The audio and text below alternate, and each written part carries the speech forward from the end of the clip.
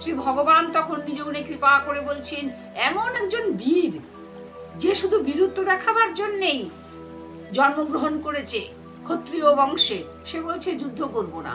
যে যুদ্ধ করবে না তাহলে তার বেঁচে থাকার লাভ কি? তুমি কেন বেঁচে আছো? যুদ্ধ করবে না কেন? তুমি কি যুদ্ধ করবে? তুমি শুধু নড়বে।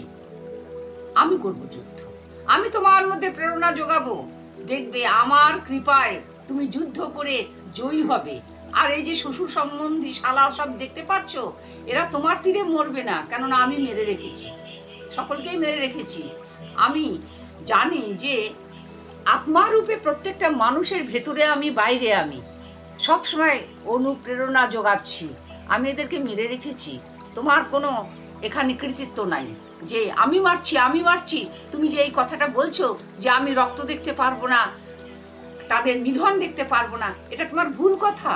তোমার মধ্যে আমিত্ব বেশি, তাই তোমার জ্ঞানের উপরে একটা প্রলেপ পড়ে গিয়েছে।